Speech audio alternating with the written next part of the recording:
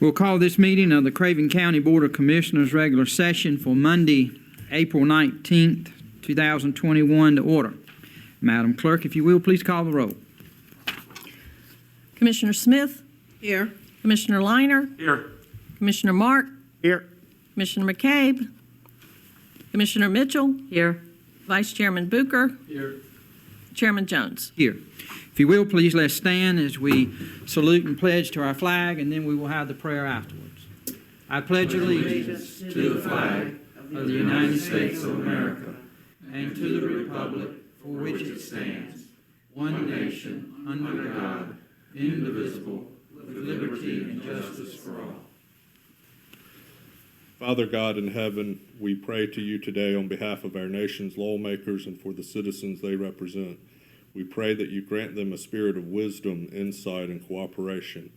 We pray that you help them to serve this country in its best interest. We pray that we learn to love one another as citizens so that we might have peace and justice tempered with mercy. Thank you for the freedom that we have in this nation. Thank you for those who have fought and died defending our country. Thank you for the protection and provision you have placed over us as your blessings. May your will be done as we seek to follow your examples in humble imitation. In Jesus' name we pray. Amen. Amen.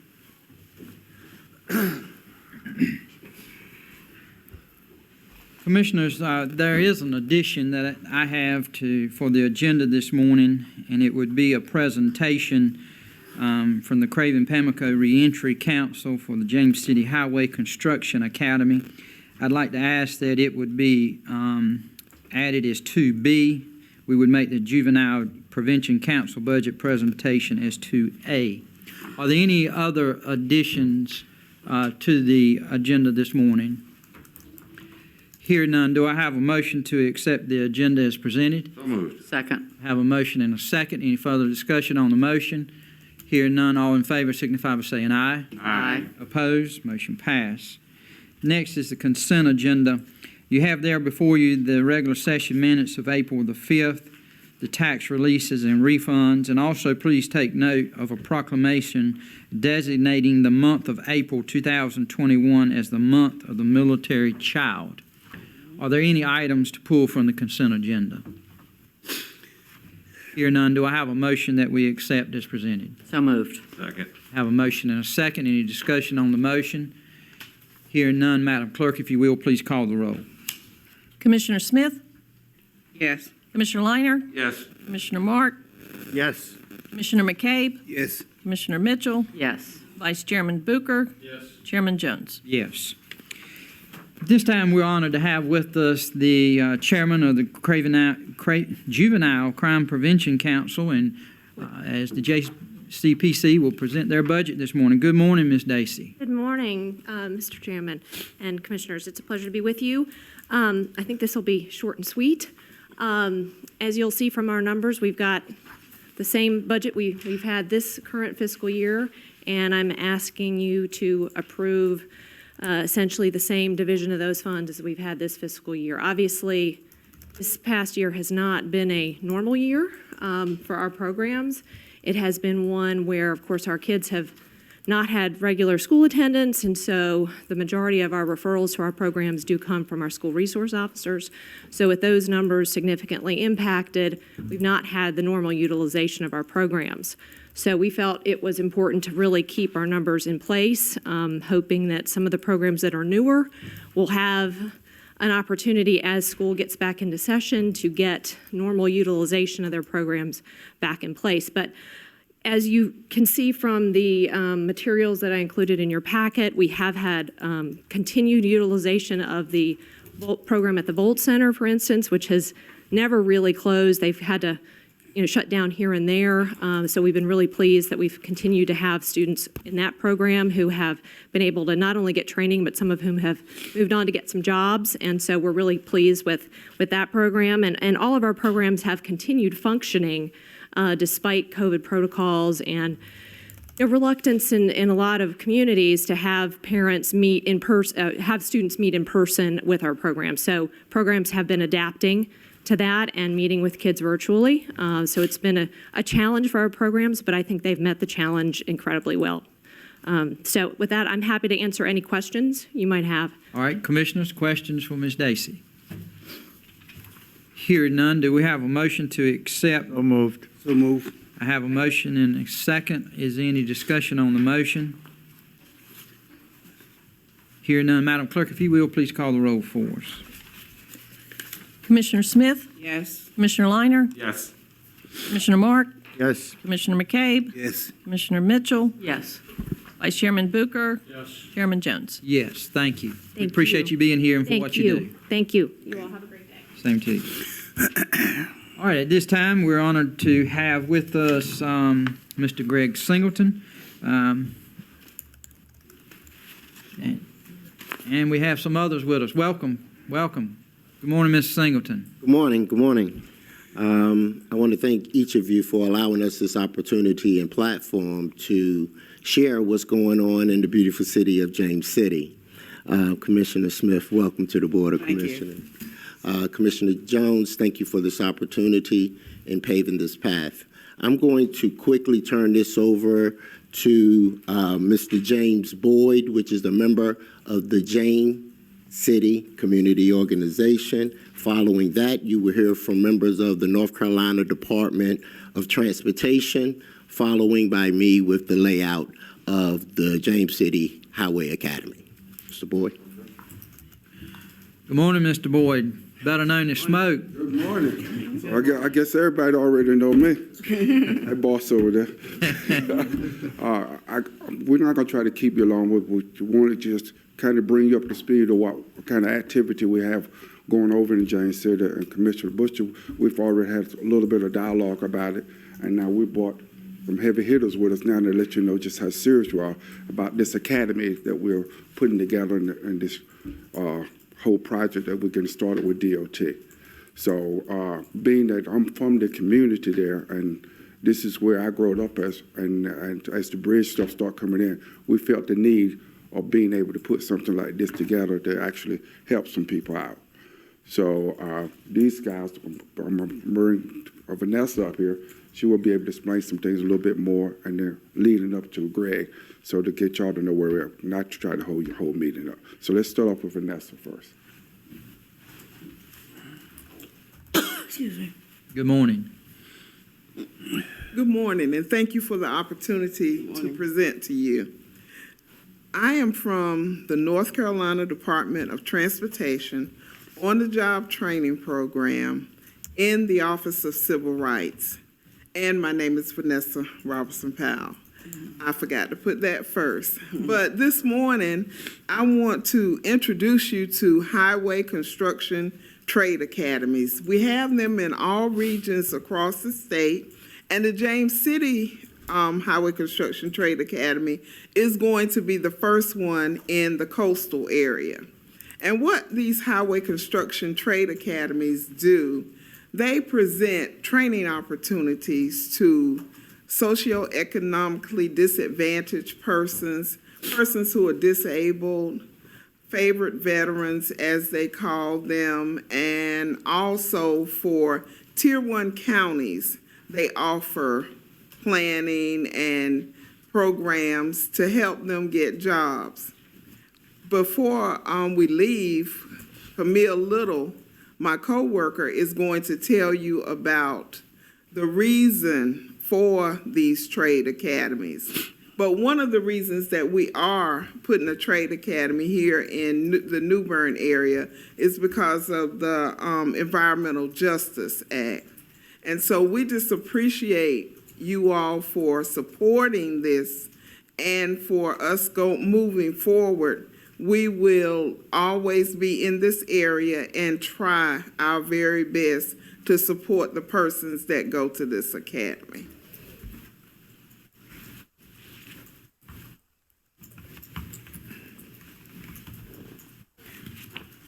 Good morning, everyone. morning. I'll keep this short and sweet. My name is Camille Little, of course, with NCDOT. And the reason we are doing this academy is to make sure we bring people from the community in the construction trades. So with that being said, I know Mr. Singleton will bring it home, but we have 4 areas that we are primarily looking for, and that is dump truck driving and equipment operators. I'll give you two. And so with that being said, it's so important that we pull our prime contractors who are on this project, which is Balfour Beatty and Branch Silver and Barnhill. Those are our three who will be working on this project. It'll be very important to bring in our DBEs also. That being said, our job is to connect the project and hiring and jobs. So once they complete, they'll be starting entry-level journeymen in highway construction. All right, thank you. Thank you.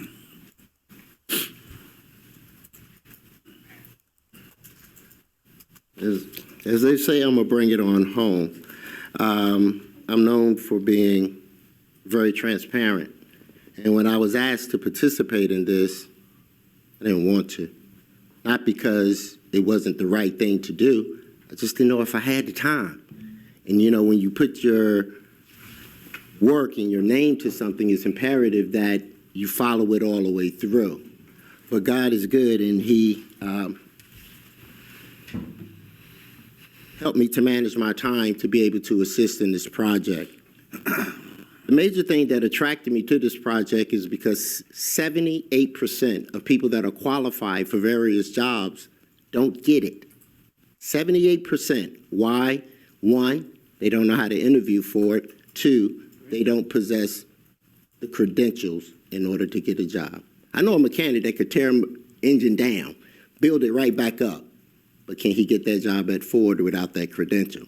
The answer is no.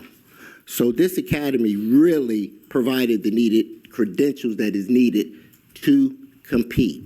This does not mean that it's an automatic, but you will get the attention to be able to have the needed conversations to be able to compete for state jobs or with those contractors, just like J.T. Wooten's and those of the like. So when I got on board, the good commissioner came out, and I just laid it out on the line, and they realized there was a lot of areas that needed to be filled.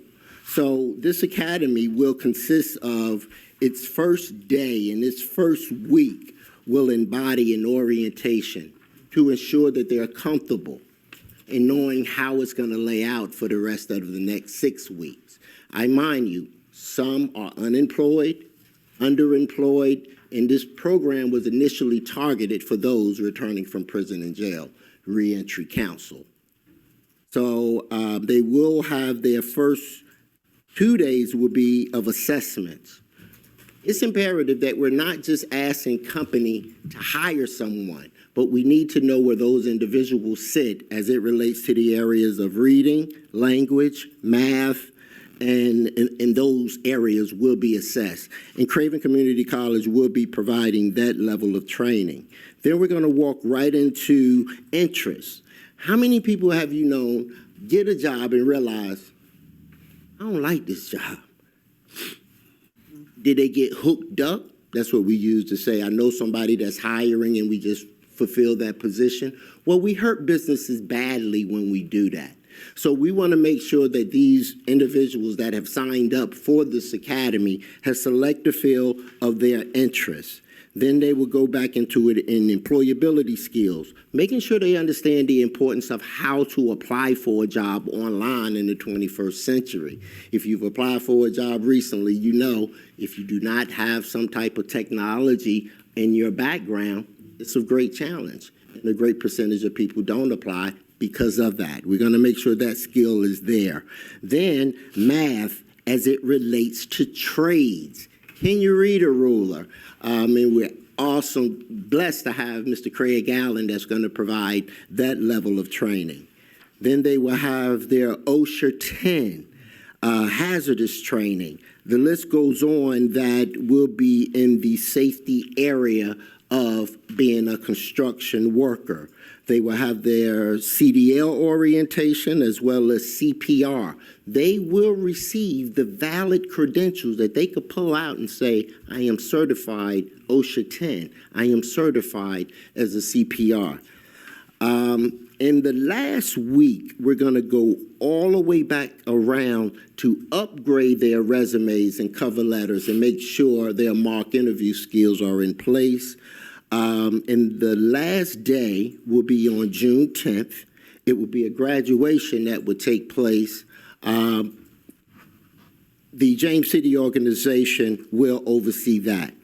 To make sure that we're bringing our best foot forward, each instructor will do a report card on each of those students.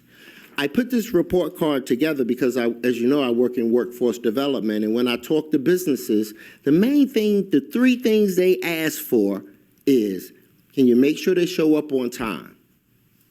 2, when they show up, ensure that they are ready to work. And 3, are they participating? That's what we want to know from our students. Are they showing up on time? When they show up, are they ready? And 3, are they participating? We have already received 30 students that have signed up for this program already. And we can only, due to the pandemic, we can only seat a max out of 20 in social distancing. We had anticipated if we got 12 signed up, that would be a blessing. But we did our marketing right through Craven Community College, the podcast. We put flyers out and connected with a number of our sitting partners. NC Works is a part of this because let's be realistic. All will not get picked up. But we want to ensure that we have a plan that with these credentials that they now possess, that they are far more marketable in the workforce. And Mr. Brandon Lee just came in.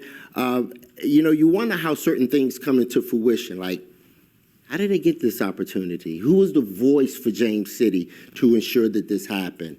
And I think Brandon, being what they call a homeboy, was the one to bring this into its full fruition. So this academy will start on May 3rd. It will conclude on June 10th. And they have a population enough to really start this right over again. We don't want to keep a lot of lax in between one cohort to the other because you can lose momentum that way. So while we have an interest population, I am more than confident that this organization will keep this going. Last but not least, before bringing Brandon on, I would be remiss if I did not plug, we have a resource fair going on in Vanceboro. I'm excited about it. I know, it's Wednesday. It's this Wednesday where it will be a handshake with Craven Community College and the Craven Pamlico Reentry Council as a full partnership. I thank you. And I pass this over to Brandon as I conclude. Thank you.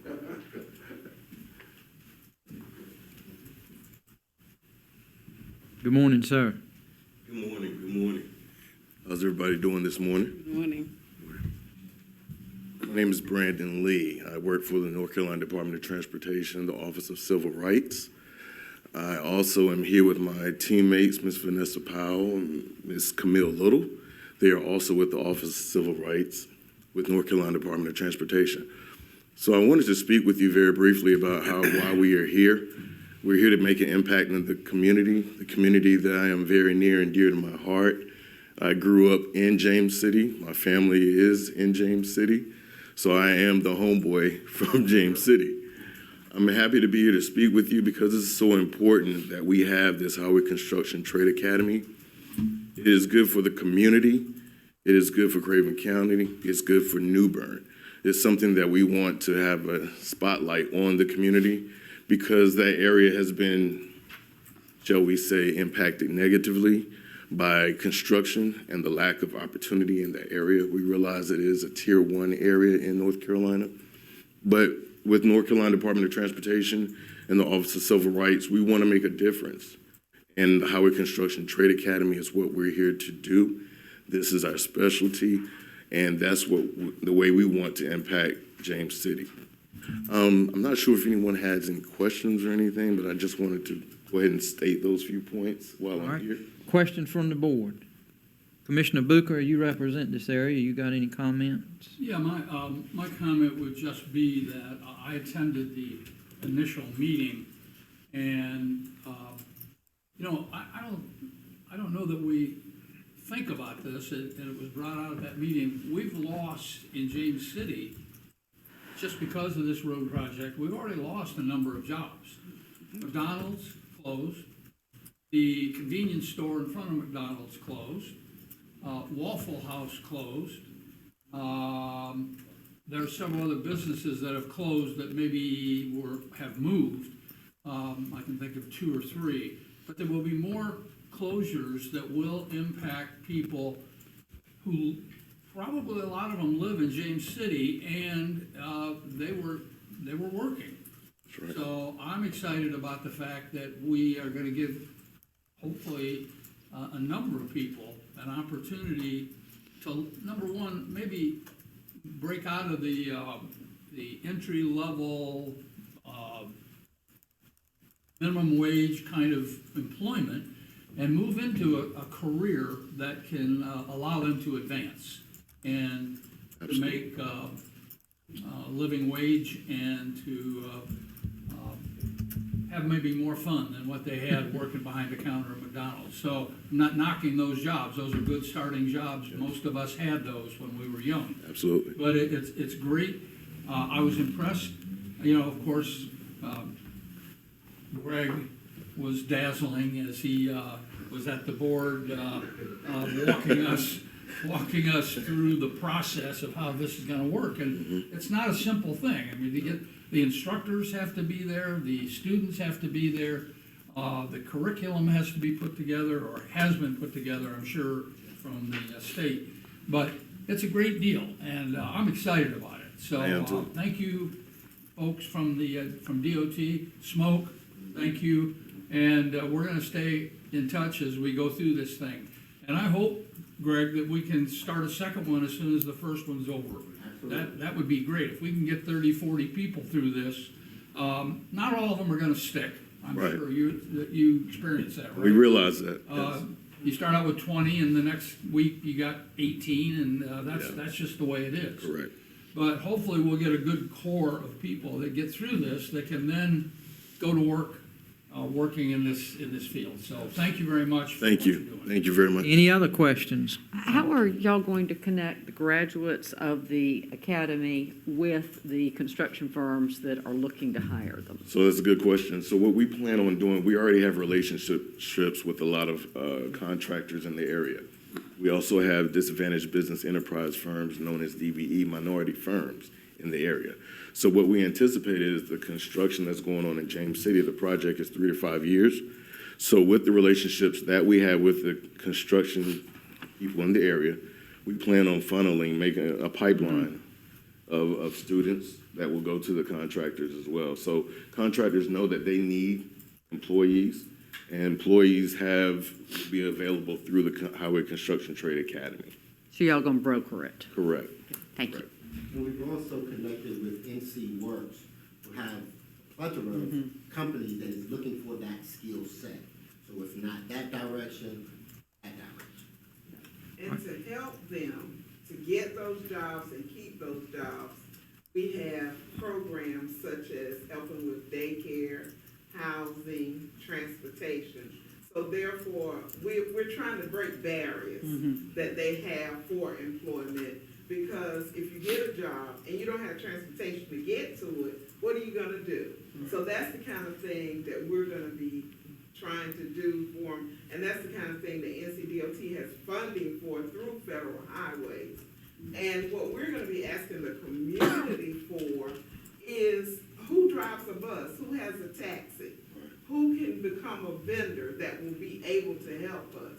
We're not asking for it for free, we're just asking who can do that and who will be reliable for our people that come out of our construction trades academies. And I'm gonna shut up because I get on a Jason, one last thing. Greg made the comment, I think he said, there are 3 things that we teach them. You know, I've always said, I've always had that simplified to 2. Number 1, show up on time. Right. And do what you're told.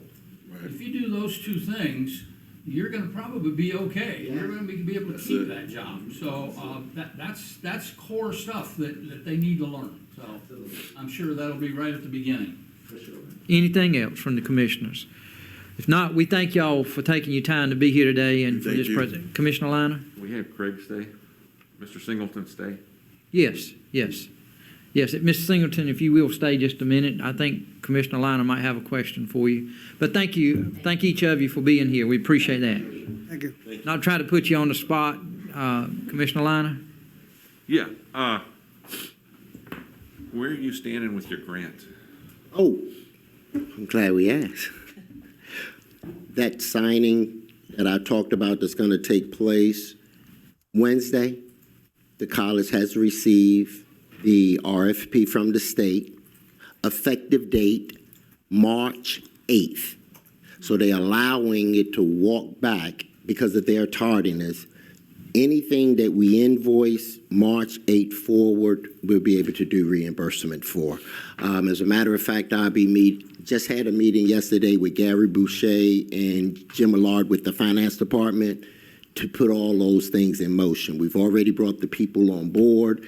That's why I was so concerned about taking on this project with all that was taking place. So we are funded, and I wanted to come to this board and get an opportunity to thank you. The hardship, it rolls downhill. The hardship that the state put us under, we put the community under, it all came through for us. You came through for people that would not have been able to receive services any other way whatsoever. And I thank the good county manager, Jack, and thank you for that. So the college will be getting in touch with Jack to work out what can go back that was brought forward by this board of commissioners. Thank you so much for that. Commissioner Liner? One last question, for me anyway. Yes, sir. What are you projecting, or what are you seeing with the early release program that the governor has done? How are we handling that? Yes, we have been receiving that population anyway. When COVID hit, they had already activated a plan to start doing early release. That 3,500 was a population that was going to be released with the exiting date already or already a nonviolent offender.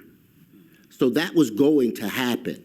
And the ramp up of the amount of release had already taken place when COVID hit because of the hot spots. So we had already geared up our partnership because of our alliances with RCS and those. We were prepared. So we was able to find placing for the ones that came back to Craven. Now, we did have to act as watchdogs, as those that did not originate from Craven County. That's what the greatest challenge is. Not saying that we don't welcome them all, but we have to take care of home base first because of the limited funding. I hope that answered the question, good Commissioner. All right, any other questions for Mr. Singleton? Not, we thank you, sir, for what you do. Thank you for being here. Appreciate you. All right, next we have with us Mr. Clayton Gaskins, Chair of the our Social Services, our Craven Aging Planning Board. Thank you, sir, for being here this morning. Good morning, folks. Good morning. Nan sent you all the packet last week. I want to call your attention to the chart. That's the page I'm going to be speaking from. If you've all got that in front of you. This is actually at the very top of it, it is titled wrong. This should be fiscal year 2021. And I just noticed that when I was looking over it out in the hall. So I was here in January for a budget amendment, and here I am again for another budget amendment. We're finding ourselves with excess of funds, and we want to keep those funds, the HCCBG funds, in Craven County. So Commissioner Liner sits on this board with us, and we have had several called meetings February and March to look at reallocating. So the middle block is the current allocation, which I presented back in January and was approved at that time. The next column, which at the top begins $20,189 for Havelock Senior Services, is what we're recommending, and then the final block is the one I was just going to speak to. Shows the increase or decrease for each provider. So if we start at the top there, Havelock Senior Services has given up $5,000. Ginger felt like they had that, had other funds and did not need that, so they could give that back. Carts only needed $4,000 to finish out this fiscal year, so they gave back $21,561. On in-home aid, we gave them $15,000 of this money that is being proposed to reallocate to be able to provide more services to folks in need in the county. Just beneath that, Congregate Meals, which is our senior center here in New Bern, gave back $2,705. And then we increased below that the home delivered, which is the shelf-stable meals, which was a way we could utilize those funds, purchase meals that could be home delivered. So we gave them 30, or recommended to give them 3546. And then the very last one, Senior Companion. So you all may remember there was a change in leadership there back in the fall. There was an interim director, and they surrendered half of their budget when I presented here in January. And then unbeknownst to the current director, there were charges that were never put into the ARMS system, which is what they use for billing. So we had a long discussion about this over the phone during the last meeting, and we're recommending to give them back $9,720 to cover those services that had not been entered and the current director was unaware of.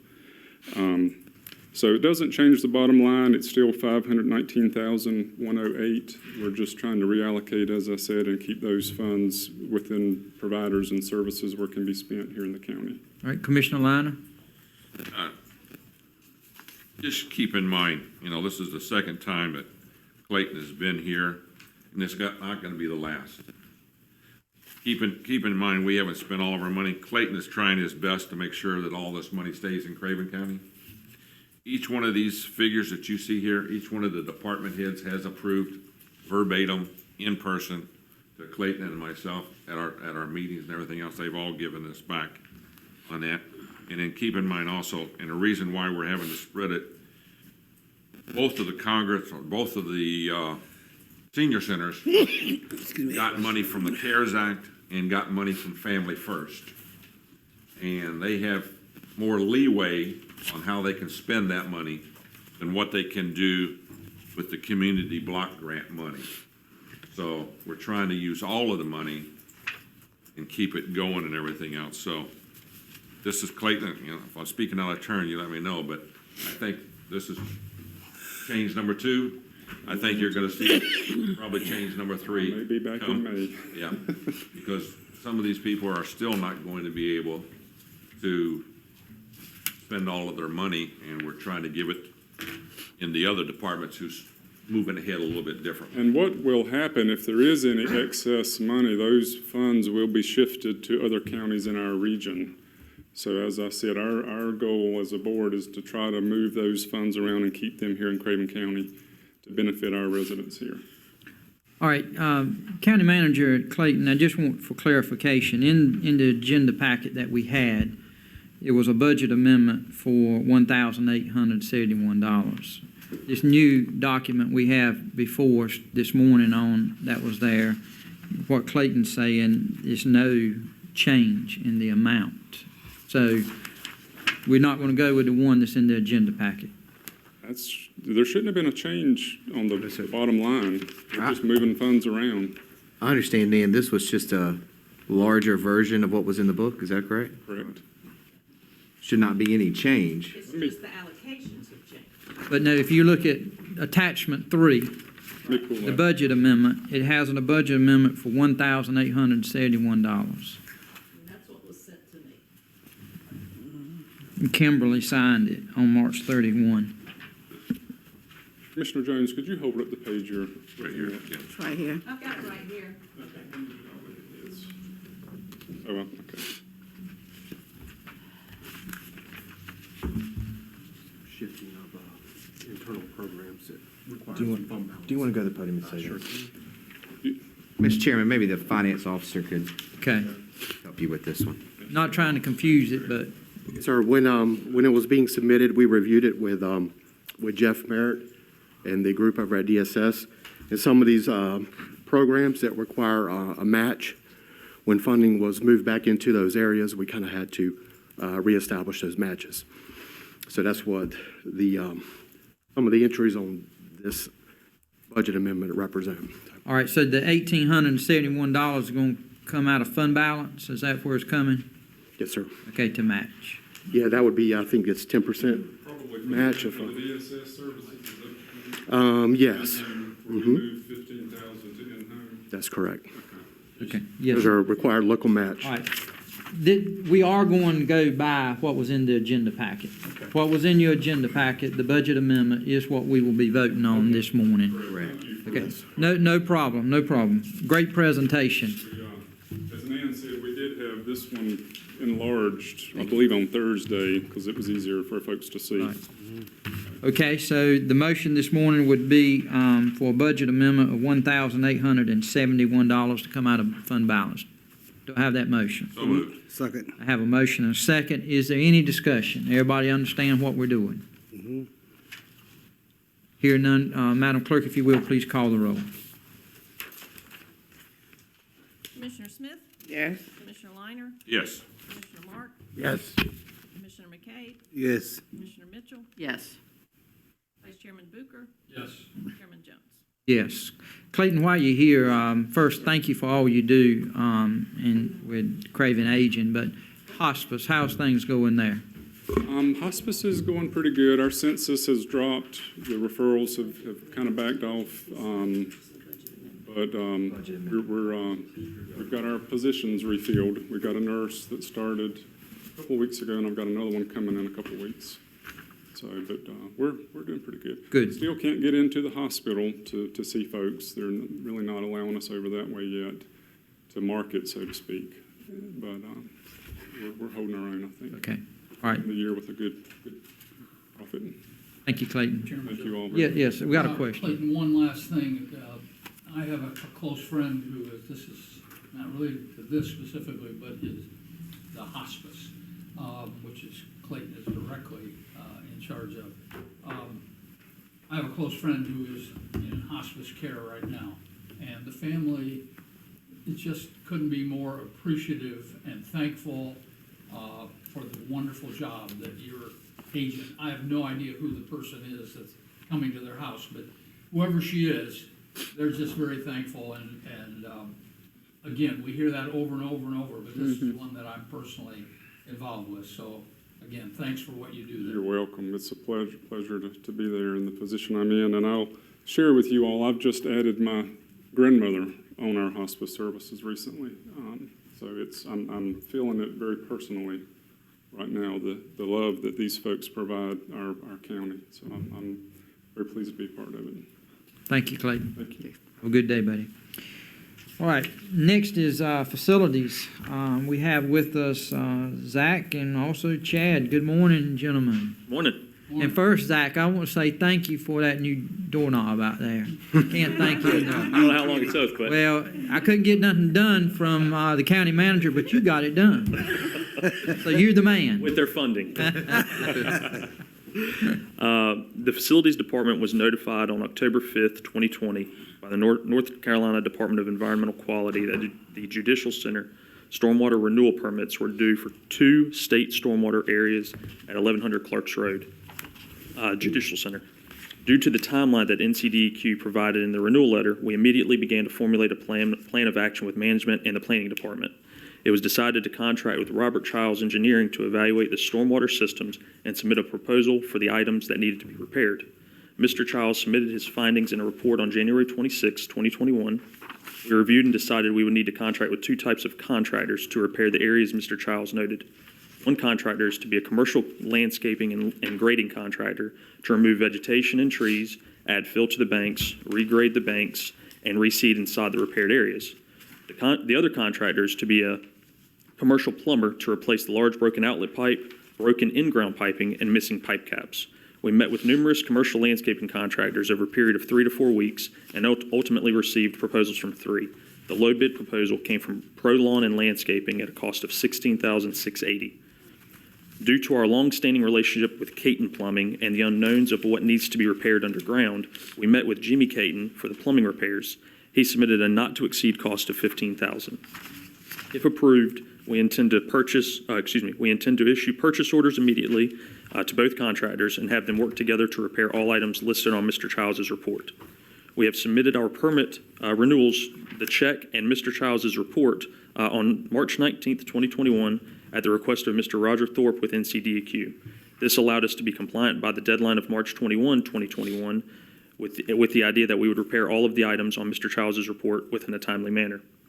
Staff is requesting approval of a budget amendment shown in Attachment 4 in the amount of $32,690 to contract with Prolawn and Landscaping and Caton Plumbing to bring the stormwater systems at the Judicial Center up to code per state regulations. And Mr. Thorpe has responded and received our renewal and the check and said they would do an inspection whenever we contacted them. That's what we've talked with Chad about. Okay, Chad, you got anything to offer? No, I think if we get the contractors out there and make the repairs, then get Mr. Childs out there to certify the repairs, submit it to the state, then the permit should be renewed with no problem. Okay, questions from the board? Commissioner Liner. How often is this pond inspected? It was every 10 years, and now it's moved up to every 8. And that's kind of why we were caught off guard a little bit with this one. I mean, is there anything that we can do? I mean, this, We now have in the budget narrative, and Jack and the management team have seen that, there's no funding, but it's a narrative in there for us to remind us each year, we need to evaluate prior to budget the 3 or 4 we have within the county. yeah, to go this much damage over this period of time with nobody looking at it, I mean, it's really not that much for the size of what we got out there, but we should have some type of inspection program ourselves. Yes, sir. To keep this up and going without. We had some, and I think Zach and Chad, you may have to help me, but there was some original construction issues that we're also dealing with. We've had some erosion problems over time. If you look at some of those pictures, you can see the banks. We think it's very none of us were here when this was built, but we think some of the original construction may have been flawed in ways. We never got a good drainage field out there. So we hope to correct all that here, and you'll never have to spend this kind of money. It's going to be small maintenance items each year. They had planted, it's odd. I think some of the regulations have changed. They had planted saplings around these banks for erosion control, and now they've grown to 20-foot trees, and they're saying, we don't need that. So that's a change that we're dealing with here as well. All right, sir, thank you. Other questions from the board? You're talking about a general maintenance. I mean, would that be keeping the trees and keeping it mowed on a yearly basis now? So we do mowing now. It's like Jack has said and Chad has said, the erosion is really bad out there. It's a very clay-like soil. So we intend to put sod back in place with a netting below that to help that erosion control. But we're not going to have saplings in place. It'll just be grass banks. And the key is getting a 3-to-1 slope, so you don't have a lot of velocity on your runoff. And getting that slope will make it easier to maintain also. Another question, do we have other, I can't even think of the word, stormwater ponds like this across the county? The convention center has one, and that was renewed during the project this past year. So we have that on our radar, and I'm confirming for the health department. There's a pond system there at Health and DSS, but it's not in the 8 years, almost 9 years I've been here, that's not come up. So I'm anticipating it could come up very soon. You got one at Croatan Convenience Site. So yeah, there's one there. And you've got, Our office. yep, Chad's office. Yep, as right well. behind, that's the one I'm talking about as well. So we've got them on our radar. We need to verify the dates of when those renewals come up, and we'll talk to Mr. Thorpe about that. Okay. Any other questions? Hearing none, do I have a motion to? Second. I have a motion and a second to approve the budget amendment in the amount of $32,690. Any further discussion? Hearing none, Madam Clerk, if you will, please call the roll. Commissioner Smith? Yes. Commissioner Liner? Yes. Commissioner Mark? Yes. Commissioner McKay? Yes. Commissioner Mitchell? Yes. Vice Chairman Booker? Yes. Chairman Jones? Yes, thank you, gentlemen. Appreciate you being here this morning, what you do. Next is the Water Department, the write-off of water refund receivables. We have Mr. Al Gerard and Mr. Craig Warren. Good morning, gentlemen. Good morning. How y'all doing? Doing well, thank you. Good. This Holland is kind of working on me a little bit this morning, so and a little sun from yesterday, so I'm okay. I'm here today, and I've got my backup, of course. If you have any really good questions, I'm sure he'll be able to answer them better than me. But I do want to present this to you, and we do need some board action on this. Each January, the Water Department begins its annual bad debt write-off process by identifying uncollectible receivables that are older than 1 year as of December 31st. Account balances under $50 are written off. And accounts over $50 are put in a collection status, leaving them on the books for potential collection through the North Carolina Local Government Debt Set-Off Program. A review of the water funds accounts receivable balance revealed that there are a number of old accounts included that exceed the collection period determined to be reasonably accepted by accounting standards. The criteria for determining uncollectible water receivables is all accounts regardless of balance are 4 years or older as of December 31st of each year. There's a total of $19,325.96 from the year 2016 that meets the uncollectible criteria as of December 31st, 2020. Going forward, it's estimated that this total will be approximately $20,000 to $25,000 annually. So we need to get this up there so if somebody wins the lottery or whatever, we can get paid. All right, any questions first from the commissioners for, which one wants to go first? Either one. Go ahead. I'm a little puzzled as to how we would have 25,000. I guess my question is, do we not have a deposit system in place so that if someone doesn't pay their bill and they have $100 or $200 or $300 or $400 balance, we can use that deposit? That's my first question. My second question is, what is the North Carolina Local Government Debt Set-Off Program? Is that a collection agency that collects? If not, do we give our debts, our bad debts, to a collection agency? So, my two questions. Number one, why do we have that much of a write-off each year? That seems to me like a pretty strong number. Let me answer the second one first. This program there is for people that have kind of disappeared. We can't find them to collect on. But if they were to come into some money, and it has to go through the court system some way, or maybe win the lottery, then we'll get our money first, if you want to call it that way. We'll get our money because we're on that registry, we're on that list. If that's, you probably know more about that than I do, if that helps. Yeah, it's a program that we partner with the Association of County Commissioners. It's a way that all local governments can go out there and put bad debts against the outstanding bills. The Department of Revenue, at the time they file, files its tax return, that is where the payments are coming from. So before they send a refund to the citizen, they'll go ahead and withhold this portion of money and remit it to us. I understand that part, that's good, but do we not use a collection agency to go after those folks? We do not. We kind of, and unless Al, if you know something differently, I'm not aware of us using one right now. Is there any reason? I think in the past we have, and then I think at one time the board wanted to kind of move away from that, I believe, but that was before I was in the position I am in now. Is there any reason we could not turn these bad debts over to a collection agency? I don't think there's absolutely no reason.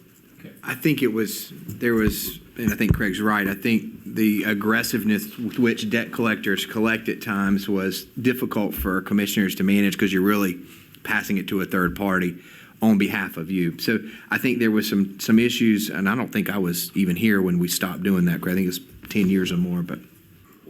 So these, once they're written off, they never go away in our financial system or the billing system. They remain there. So Al and his staff can do inquiries and look up bills when a new customer comes in. That's one of the first checks that they do to see if there's an outstanding amount. So if they ever come back, you'll be, that's what we'll collect. What we're doing in effect is we're allowing people to not pay their bills, which means the rest of us Are paying them. are paying it. Yeah, we're paying it by virtue of our taxes, and the people who do pay their bills are paying their water bills, and then this guy decides not to, and he leaves or whatever. I don't want to be mercenary, but I believe that there would be some merit in having these people turned over to an agency that says, hey, just a. No, just a yes, sir. discussion. This conversations came up about every other year about whether these things go to debt collection or not. I think we did a report a couple years ago. I don't know if you were here, Al, maybe when Rusty was still here. We'll be happy to dust that off and bring it back before the board. I think every time we look at it, we get to that point of do we do it or not, and that the board has to take that action. So we're happy to bring it back. Okay. That's something the board would like to see. I'd like to see what that looks like. Sure. So just to kind of give one last little perspective on this amount of money. So we build roughly $3.8 million a year. Exactly. In water sales. So that 20,000 is representative of that total billings, if you were going to throw a percentage on it. It's a very small percentage that's uncollected. Exactly. Is what you're trying to say, Craig. Yeah, basically. And a point, if I may interject, I mean, they cannot have county water with us That's correct. again until they pay it in Which is full. why we do not Yeah. delete their account. We just write it off so it doesn't show up big. They cannot be a customer. On the financials and overstate those revenues. All right, Commissioner Liner? Well, I think my question's been answered. I was just concerned there's about 3 of them on here. It's over $1,000. That's, why we let it get up that high or why it got up that high without doing something. I mean, I understand. I mean, I've heard enough of these. It's getting bigger. That's kind of like your first question, as far as your deposit is concerned. The amount of money that's put in as a deposit is really not significant as to what they can run the bill up to. In that particular case, for $1,000, that was 1 month. And with the way we collect the payments, they can be 3 months into the water bill before, and not be cut off yet. So, but that's just a matter of how we get the meters read, and then we get them prepared, and then we send the bills out, and we also give them somewhat of a grace period as far as getting caught up, because they don't have to pay the total bill off. They just have to pay a percentage or whatever. And there's probably some things that can be done to clean that up some. But again, for $3.5 million worth of sales, and to have $19,000 that were uncollectible, especially in the last 4 or 5 years, it's not a high percentage of uncollectibles. It's probably less than what, 2%? I would say it's actually less than normal Yeah. in this, year, of course, what you did last year. the COVID has been you wait till this time comes up in 4 years. And we did try using that block, what was that thing? Square. The Square. Square payment system. And we were actually calling people up to let them know that we had a device there we could take credit cards, because we don't take credit cards. So we don't get paid at the water department with credit cards. Our people who build can take a credit card. But there's some things that we should do or look into as far as having a machine there that you can run a credit card through when you come in to pay the water bill. Commissioner Mitchell? Yes, thank you, Mr. Chair. This is 2021, why don't we take credit cards? I think we do take credit cards through official payments, Al. Right, but not at the. It's a third-party vendor because there's Greg, you can explain. I know it's something you've been looking into. I know there's a percentage for charge accounts, but a lot of people, especially today, they are using less and less their checking accounts and more their credit cards. Debit cards. Or debit cards or whatever. Sure. That's. But we do, I want to be clear, we do take credit cards and Well, debit cards. I know, but trying to make using credit cards and debit cards as easy as possible seems, the fact that we're not, does not. Craig's working on it. Would you like to give us It's an not update? that we're not. It's just that it's part of the rollout of the new software. Of the whole new software. We got it. It's just- With it, and I understand, during COVID, people needed water to be washing germs away. I mean, this was not the time to be cutting off water when we're in a pandemic, and hand washing and sanitation is such a big issue. But, no, 20,000 or 25,000 is not that big for $3.5 million, but on the other hand, when the word gets out that it's not collected and you're essentially home free, eventually it will get bigger. I mean, the city of New Bern's been through all this. To me, we need to tighten this up some, to me. Believe it or not, very often, they're collecting payments that are much older than this, because we don't delete those balances. We zero them out so they don't show as a receivable, but they can go back and look at the history of all the amounts, money that were owed and left unpaid. So if that person comes back in, they stay on debt set-off, they never get off that program. If they ever file another tax return in North Carolina, if they live in the mountains, below the debt, we're gonna collect that. They get a Well, refund. yeah, but if they've moved to Nevada, Likely not. right, that, And that's where a collection company may provide some And I think assistance with if that. we don't, and again, we'll wait and see what it looks like, but if we don't give it to someone, then it doesn't get on their credit report. And once it's on their credit report, and then they go to buy something and they can't, or they get declined, now they're gonna do something about it. So just by virtue, I don't know if we do that or not, do we file with the credit bureau when we write these off? Not that I'm aware of. Okay. There's nothing sent to them, but that would be something with the. Something else we need to look at, because that doesn't cost anything to let the credit bureau know, hey, this person owes us. And then when they go to buy a car or buy a house, maybe in another state, it's gonna show up. So just another thing we need to take a look at. All right, any other questions, comments? All right, here none, we need a motion and a second to approve the write-off of these water refund receivables, and they will be put on file with the North Carolina Local Government Debt Set-Off Program. Move. All right, we have a motion and a second. Any further discussion on the motion? Here none, all in favor signify by saying aye. aye. Opposed? Motion passed. Thank you, gentlemen. Appreciate you what you do.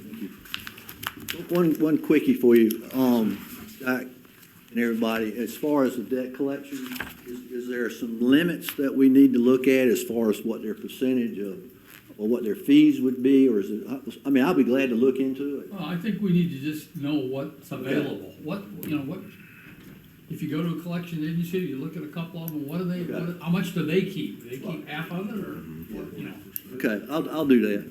Yeah. All right, thank you. Thank you, Al. All right, next is the Animal Control Ordinance Amendment discussion. We did defer it from our last meeting over into this meeting. And, Mr. County Attorney, I'm going to turn it over to you and let you kind of go through what changes we have here. And Yes, sir. Good morning. This was initiated with some discussions between the board and the Sheriff's Department earlier this year regarding the disposition of animals that the sheriff collects, I guess that's the right word, through enforcing our various animal protection ordinances. And the fundamental question was, where should those animals go? And I think the universal answer was the starting point should be the county's animal shelter, and other animal shelters would be a backup in limited circumstances. The board discussed those circumstances. We had a first draft that included, our animal shelter saying we can't take the animal for whatever reason. We're full. We're not equipped for the particular animal. And then we realized there might be other circumstances in which, the sheriff would not be able to, utilize the animal shelter, primarily nights, weekends, things like that. So we tweaked the initial draft to provide for those two scenarios, and also to have the Sheriff's Department notify the animal shelter in writing, including electronic email, if a animal is taken elsewhere, because we do, at the end of the day, have the responsibility to keep track of animals and where they go. So we amended the language. The board scheduled and held a public hearing at our last meeting.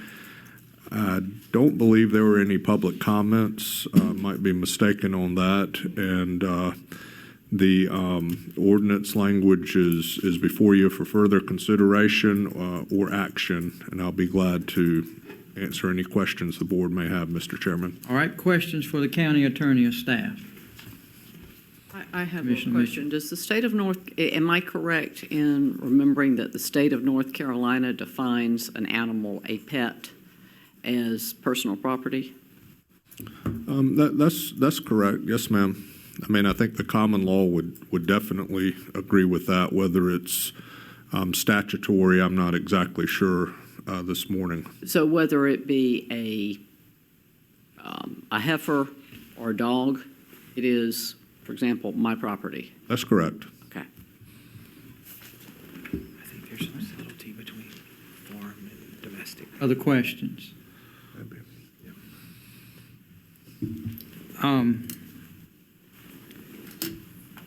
I don't want everybody else to go first now. You got something? I would just say that I'm not sure that we need this. I think we certainly had an issue that we've had other issues as we've tried to work these two entities with the sheriff's department and the animal shelter not being under the same roof, under the same umbrella, if you will. I went to the shelter this past week and sat down with the Jack, I guess, acting manager, is that the correct? He is the full-time manager. He is full-time? Yes. Okay, our new full-time manager, and asked him if he was comfortable that we have this problem solved. And he gave me a yes. So far, he said, in the last month or so, I'm not aware of any problems.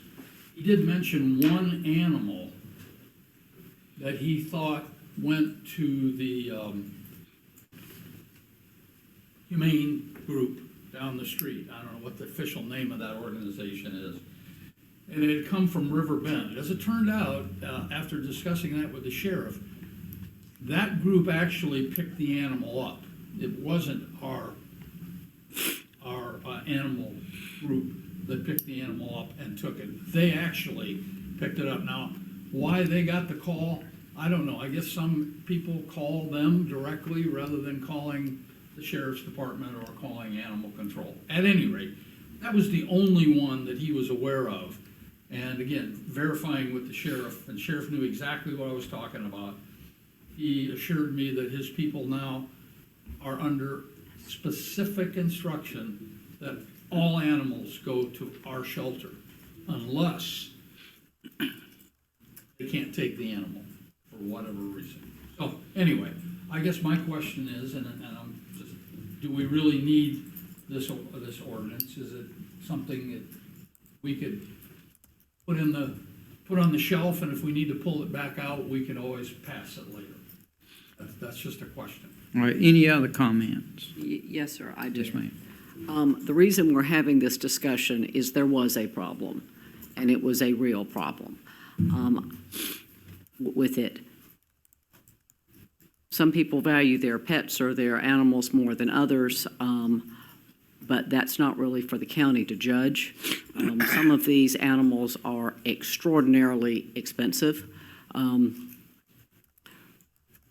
and some are very loved and very emotionally expensive. When it comes to personal property, and that's why I asked that question, I am not into gentlemen's agreements. I want to know what the rules and the regulations are, and I want to know that somebody's following them, whether it be my car, my pet, or anything else that I own, and I think most people feel that way. I think the issue is our responsibility to our citizens over how we dispose of or protect their personal property should it come into the hands of a county entity.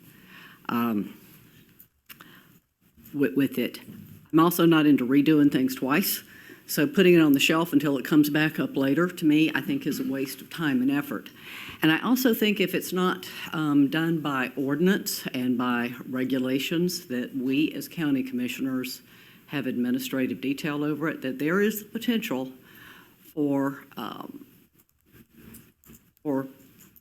inequities in how people are treated. If you live in River Bend or Trent Woods, your animals might be treated differently than if they come from Duffy Field or Harlow, because they might be perceived as being more valuable or less valuable depending on where someone lives or the color of their skin. And I think that's one of the things that needs to be considered. We'd like to think everybody is always above board, but we also know that social equities actually don't work that way. So I'm sorry, I can't support letting it slide. I think it needs to be on the books, and I think it protects our citizens of whatever color or background they might have. Okay, thank you. Any other comments, Commissioner Liner? I'd have to disagree with the statement that was made. It wasn't important because this whole board elected to move forward and have county staff work on and adopting this because we had issues. Only reason we knew of those issues because they was put out on Facebook. Now, yeah, the individuals out there is probably not going to be stupid enough to put them back out on Facebook, and we'll probably never know about them again unless we get a dog picked up by us and taken to someplace else, and then we're held reliable. But I don't look at this as being against the sheriff, for the sheriff. It's an administrative change to our ordinance. It gives more guidance to people out there of what they can expect. He's to enforce it. He has nothing, on this. Sure, he gets new people, we don't know. I'd have to agree that we need to make sure that we're covering everything. When we pick up these animals, we know where they're going to. When somebody calls us, we know it's going to be at our shelter. I mean, why did we spend over $1 million to make that shelter the way it is right now, and then have the possibility an animal goes to somebody else and not to us? We're the primary source. We said we were going to take the responsibility when we increased the size of that shelter the way it is. If our people pick it up, then we should be obligated. It goes to us. And it's just covered in any directive that we have out there of how we set down our policies. That's what I say. Thank you. Any other, Commissioner Smith? I agree. I think that we should have an ordinance because you can have an agreement between two people. One of them leave, the next person that comes in may not know what that agreement is. May not care what it is, and if there's nothing in writing, if there's not a stated law or regulation, they can do whatever they choose to do. But if we have an ordinance, well, whatever.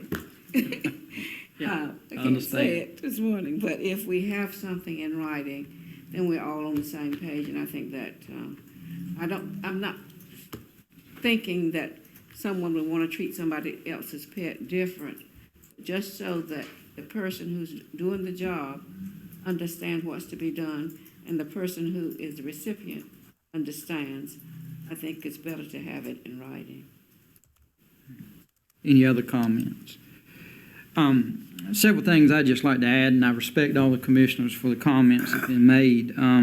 This board has spent a lot of time, invested a lot of taxpayer dollars into the animal control services, not only at the facility, but also through the Sheriff's Department.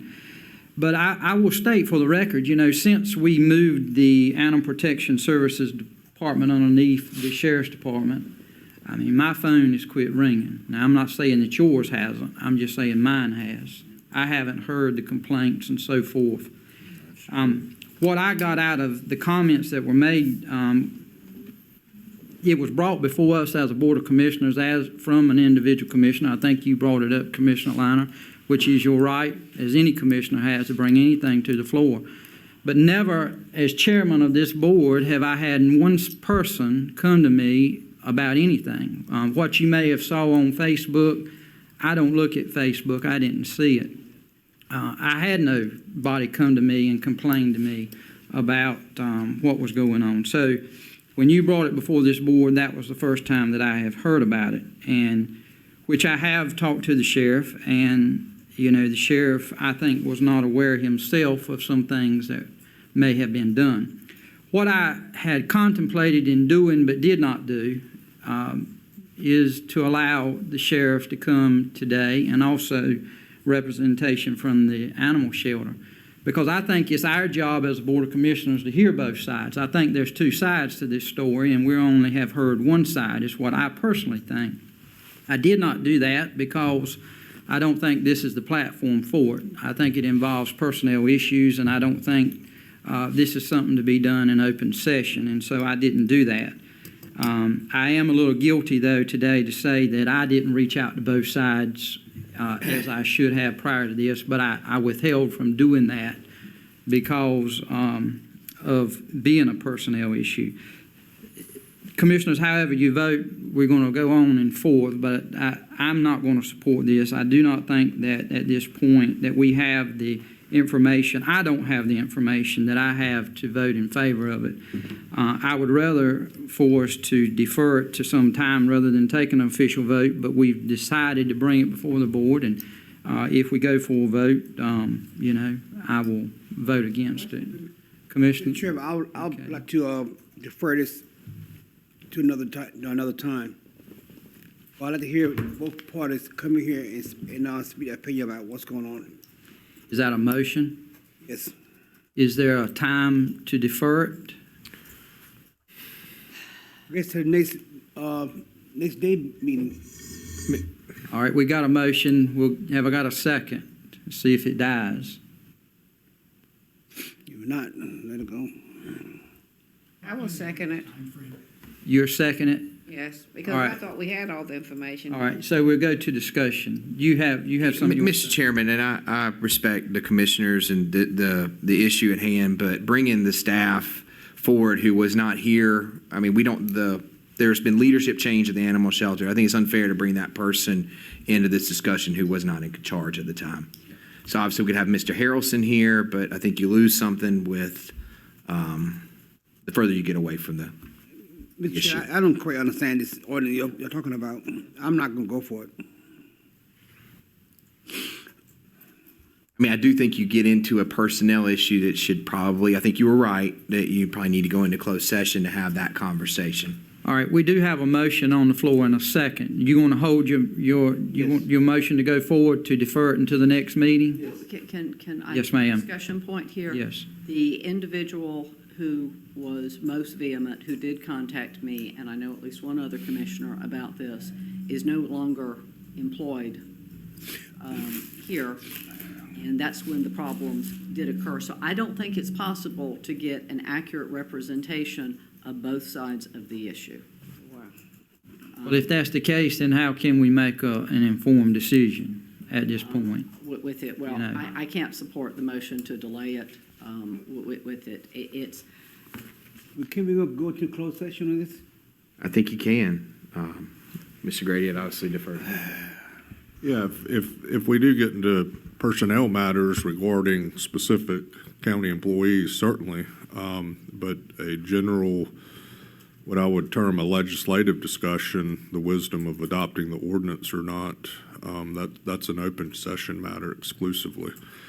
And the personnel privacy rules apply to former employees as well. So the fact that maybe the person is no longer with the county is really irrelevant for purposes of protecting employment records. So, Mr. County Attorney, if I may interject and ask you, I mean, to go into closed session, would we invite that former employee to participate? They can deny, or do y'all just relay to us what y'all know? I think staff would relay conversations. I mean, obviously not having thought this through, this type specific, we may need some time to understand exactly how to present that issue. So you're saying you're not prepared to do that today? I mean, we can do as much as we can. I mean, again, I don't know what commissioner's scope of your questions are going to be going. I can tell you, I think, as much as I know about it. could we table the motion until the next meeting in the next closed session?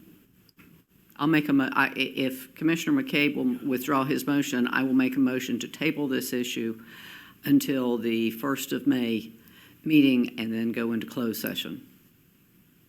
So you're going to withdraw your motion? Do you withdraw your second? Okay.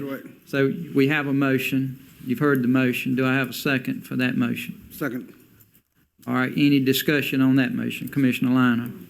I just don't understand. I mean, this is an administrative change to an ordinance that we have on the table. If you're looking at we need both sides of the story, or we never had this happen. If you look at this ordinance or any ordinance that we have out there, we don't have any evidence of anything. And we pass ordinances. We don't have to verify it. It's just to clarify, having an ordinance in there of what our procedures are. You know, what our procedures are, what our guidance are expected. It is such an administrative change to any ordinance that's out there. Most of our ordinances we put out there, we don't have any background or any facts that any of it's ever happened. We're just making sure that it doesn't happen if we can control it. Mr. Chairman, Yes, sir. I think it's just preventing any future problem that could arise, and it's not a big deal. It isn't. It really isn't. Well, I'm happy to withdraw my motion if that is the pleasure of the board. I tend to agree. If this is not an issue, why is everybody fighting it? Okay, with it, it's an administrative issue. It assures our citizens that we know where their personal property is and that we have a regulation on it. All right, are you going to withdraw your motion? I have a question, Mr. Chairman. If this ordinance here, how would it affect someone in Harlow compared to somebody in River Bend, the animals picking up? How that work? Mr. County I Attorney. don't quite understand it. I don't think this ordinance amendment would make a difference in how the animals are treated depending on where in the county they are picked up. Perhaps it would ensure consistency that all animals picked up in the county by the sheriff's department are going to the same place. I think the comment was,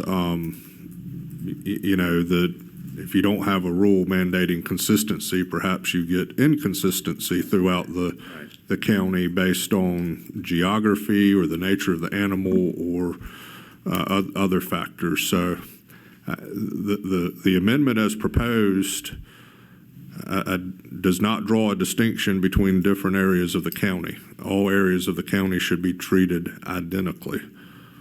And this ensures that. Yes, ma'am.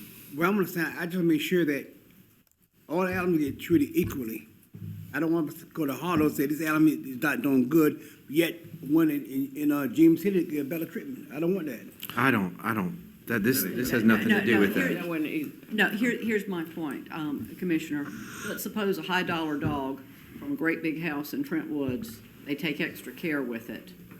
A rescue animal, which is usually one of mine, okay, frankly, from a less advantaged area of the county, might get treated differently depending on who picks it up, okay? This says all animals go to the shelter, period. No matter where they're from.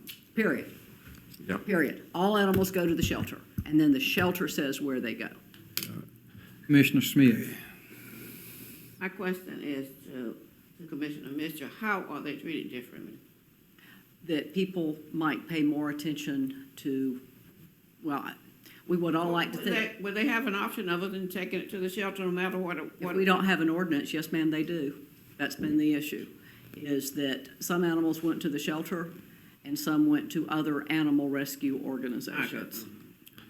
But what happens at 1 o'clock on Sunday morning when an animal is picked up by the sheriff's department, their animal control protective services, and we had put in here, I think, that they had to have some kind of notice, written notice or whatever. Yes, sir. I mean, they can't get into the animal shelter. This dog has got, or cat or whatever you're trying to save, has got to be carried somewhere and get help. That's what my understanding in the past is they've carried it on either to a vet, and those services, I think, have been paid for by the Animal Protective Services through the Sheriff's Department. Am I right, County Manager? Yes, sir. Because they had a fund for it. Or they were carried to the Humane Society. I think that, that's my concern is yes, I'm all for having a written trail and having to know where that animal went. Because the point you made, it is still the owner's animal. But in cases such as that, I think we have folks as the Humane Society, we have other venues to take them to when we can't get to the animal shelter. And I don't see why that's not can't be taken into consideration. Why it's such an issue if we do something such as that? No, sir, I don't have an issue with that. It's Saturday morning at 1 o'clock, and they pick up the dog on the side of the road, and they take it, let's pretend, to Colonial Capital, because that's who they can get it to. That's all good. That doesn't change. To me, all this does is say, after that happens, the sheriff's department is obligated to tell the county shelter, we took this animal to the private Humane Society. So it still belongs to the county shelter no matter where it is.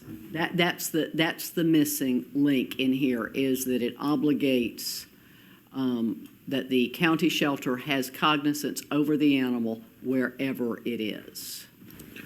All right, further discussion. We have a motion on the table. You want? I'm gonna withdraw it. You withdrawing your second? All right, so what's the desire of the board? Make a motion, we pass as written. We have a motion and a second to pass as written. Is there any discussion on the motion? All right, Madam Clerk, call the roll. Commissioner Smith? Yes. Commissioner Line? Yes. Commissioner Mark? Yes. Commissioner McKay? Yes. Commissioner Mitchell? Yes. Vice Chairman Booker? No. Chairman Jones? No. All right, Commissioners, next you have appointments. You have pending appointments. You see that list there. Do we have any nominations for any of those? Seeing none, under current appointments, the Adult Care Home Advisory, Miss Linda Kopp, appointed in 18, resigned. No applicants on file, so we would definitely need to keep that in consideration. You see your upcoming terms expiring in the month of May. Are there any other appointments to be made this morning? Hearing none, we have the county attorney's report. Mr. Eric Grady, good morning, sir. Good morning again, Mr. Chairman, members of the board. I have one item for your consideration. It involves the disposal of county-owned real property. This parcel does not involve a tax foreclosure parcel. This is the parcel that the board preliminarily approved that is located essentially next to the convention center.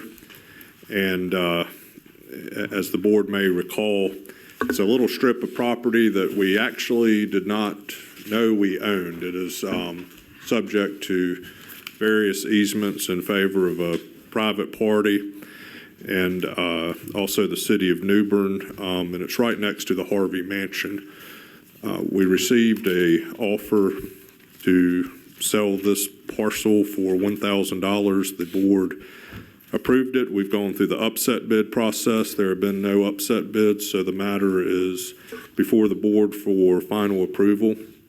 And I do recommend the board approve it for the sales price of $1,000. So moved, Mr. Chairman. Second. All right, we have a motion and second. Any discussion?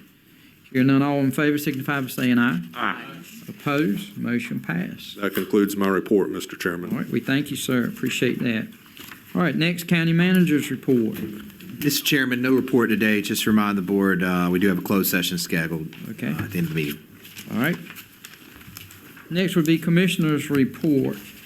Commissioner Mark. Yes, I attended a hospital board meeting on Tuesday, and I think everybody's seen the sign out there, the heroes, and they're talking about the people that work in the hospital. Most of the people that we're getting in now, as far as COVID is concerned, are in the younger age group, under 50. And I believe the last report I got, we had 7 people that were being treated for COVID. in the hospital. So, we're seeing a good track going there.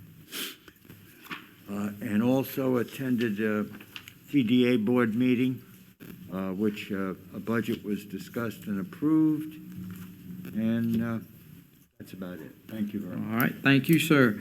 Commissioner McKay. I want to be President Chair. All right. Commissioner Mitchell. Thank you, Mr. Chair. Number one, I appreciate the county's support for the month of the military child. With it, thank you for the proclamation. I hope everybody wore purple on April 16th. We have a new secretary of the Department of Military and Veterans Affairs. He is very active on our families and children that are and our veterans. So I think that's a good thing. We're going to be seeing more of these. May is the month of the military spouse with it as well. And I believe Mr. Secretary is planning on being here Saturday, May 8th as well with it.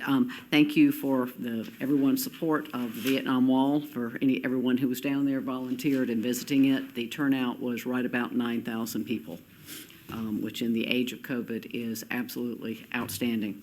And lastly, I met with DOT last week to talk about safety precautions of the construction in the James City area that's starting to gear up now with it.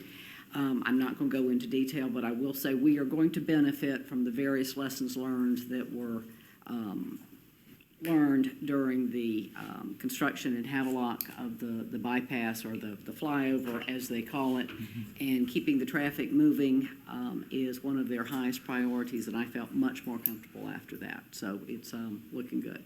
Thank you, sir. Thank you. Commissioner Liner. Sir, I only got one. We lost a great individual down in Havelock who's done a great for this community over the years, and I think everybody knew Jim Castey, Purple Heart, passed away. Jim. And it's going to be a great loss for that. And again, I piggyback on E.T.'s comments on the Vietnam Wall. Great turnout, great respect, great showing down there. What's George's last name? Halyak. George Halyak, if you know him or see him, did a tremendous job for the last 2 years getting this here, bringing it here, and putting all of this on. We had over 300 volunteers that worked those 5 days. It was a great event, so appreciate everybody that came out and helped and visited. Thank you. Thank you, sir. Commissioner Smith. No, nothing.